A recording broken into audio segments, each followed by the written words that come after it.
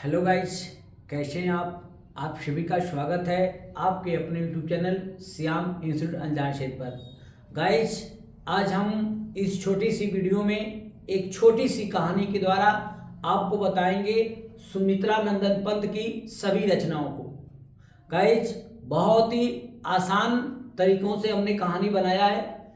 उस कहानी में सुमित्रा नंदन पंत की सभी रचनाएं संकलित हैं। अगर मैं कहानी की बात करूं तो प्रकृति के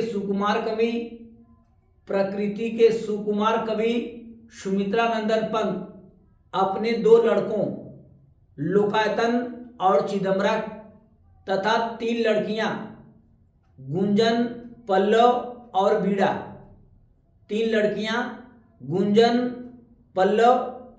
के साथ कला और बूढ़ा चाँद पर गए। वहाँ युगपथ पर खड़े होकर एक नारा दिए, युग युगांत युग बाड़ी। गाइस, इसमें उनकी पूरी रचनाएं हैं। हम लोग थोड़ा सा चलते हैं, ट्रिक को देखते हैं, कहानी को देखते हैं। देखिए, कहानी हमने बहुत ही आसान तरीके से बनाई है। प्रकृति के सुकुमार कवि सुमित्रा नंदन पंत। प्रश्न गाइस ऐसे पूछा जाता है कि किस कवि को प्रकृति का सुकुमार कवि कहते हैं, तो ऑप्शन सही हो जाएगा सुमित्रा नंदन पंत जी को। एक प्रश्न आपका यहां से क्लियर हुआ। दूसरा प्रश्न गाइस ऐसे पूछा जाता है कि सुमित्रा नंदन पंत के किस रचना पर उनको ज्ञानपीठ पुरस्कार मिला था, तो चिदंबरा रचना पर उनको ज्ञानपीठ पुरस्कार मिला था। आप पूरी कहानी को देखिए, सब रचनाएं जो भी इनसे इंपॉर्टेंट फैक्ट है सब क्लियर हो जाएंगे।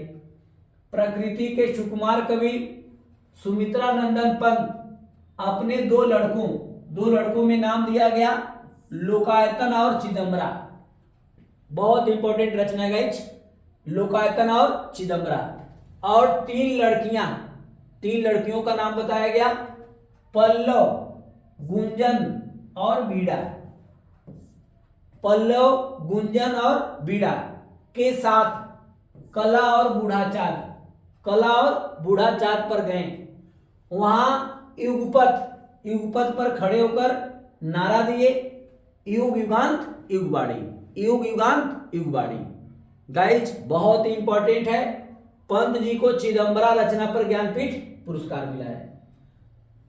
तो मैं एक बार पुनः चर्चा करना चाहूंगा कि सुमित्रा नंदन पंत को किस नाम से जाना जाता है, तो प्रकृति का सुकुमार कवि। सुमित्रा नंदन पंत जी को किस रचना पर ज्ञानपीठ पुरस्कार मिला है, तो चिदंबरा रचना पर ज्ञानपीठ पुरस्कार मिला है। उनकी रचनाएं कुछ इस तरह से हैं। अगर हम लोग कहानी को हट के देखें तो उनकी रचना है लोकायतन, चिदंबरा, पल्लव, गुंजन, बीड़ा, कला और बूढ़ा चाँद, युगपथ, युगांत युग बाड़ी। यानी 10 रचनाएं हमने आसानी से बताया। गाइस, हम उम्मीद करते हैं कि आपको कहानी याद हो जाएगी। कहानी आप बिल्कुल अच्छे से याद करिएगा और बार बार रिवीजन करिएगा। प्रकृति के सुकुमार कवि सुमित्रा नंदन पंत अपने दो लड़के लोकायतन और चिदंबरा के साथ तथा तीन लड़कियां पल्लव, गुंजन और बीड़ा के साथ कला और बूढ़ा चाँद पर गए। वहां युगपथ पर खड़े होकर एक नारा दिए, युग युगांत युग बाड़ी। यदि गाइस वीडियो अच्छी लगे तो आप लोग अधिक से अधिक इस वीडियो को शेयर कीजिएगा, स्क्रीनशॉट ले लीजिए और बार बार चर्चा कीजिएगा। देखिए, किसी चीज को आसान करने का तरीका होता है कि चर्चा करना। अगर आप चर्चा करेंगे तो निश्चित तौर पर ये कहानी आपको हमेशा के लिए याद हो जाएगी और साथ साथ आपको सुमित्रा नंदन पंत की रचनाएं भी याद हो जाएंगी। जितने लोग टेट की तैयारी कर रहे हैं, सीटेट की तैयारी कर रहे हैं, पुलिस की तैयारी कर रहे हैं, निश्चित तौर पर आप लोग इस ट्रिक को नोट कर लीजिए। इस ट्रिक से आपको 1-2 रचनाएं निश्चित तौर पर आ जाएंगी। यदि वीडियो अच्छी लगे गाइस तो आप लोग अधिक से अधिक शेयर कीजिएगा। बहुत बहुत धन्यवाद।